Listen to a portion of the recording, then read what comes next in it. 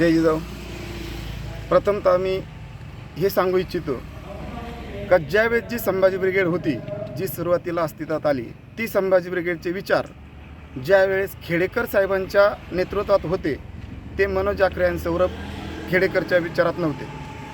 त्यामुळं ज्यावेळेस मी तिथला जिल्हा अध्यक्ष रनिंग असताना ते सोडून ज्यावेळेस प्रवीण गायकवाड यांना आम्ही सगळ्यांनी विनंती करून का संभाजी ब्रिगेडचे विचार संपत चाललेत, आपण नवी संभाजी ब्रिगेड पुन्हा चालू करू, कारण हे संस्थापक अध्यक्ष होते त्या संभाजी ब्रिगेडचे. तो आम्ही घाट घालून ही संभाजी ब्रिगेड चालू केली. ह्या संभाजी ब्रिगेडचे विचार 3 ते 4 वर्ष त्याच लेवलचे होते.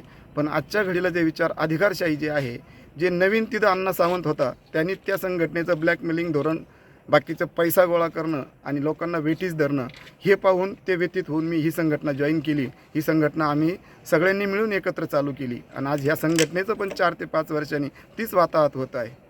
4 जण नवीन येणं, त्यांनी त्यांचे धोरणं एकाच ठिकाणी राबवणं. जिल्हा अध्यक्षाची निवड होत असताना 7 तालुके एका ठिकाणी पाहिजे असतात, एकाच तालुक्यात येऊन त्या जिल्ह्याची निवड होणं म्हणजे एक अधिकारशाही.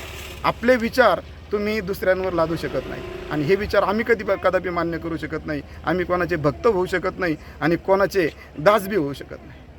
हे सगळं पाहता मी संभाजी ब्रिगेडला जय महाराष्ट्र केला आणि आज संभाजी ब्रिगेड सोडून मी माझं वैयक्तिक जीवन यापुढं जो माणूस मला योग्य समाजासाठी वाटेल त्या माणसाबरोबर मी काम करायला सुरुवात करणार.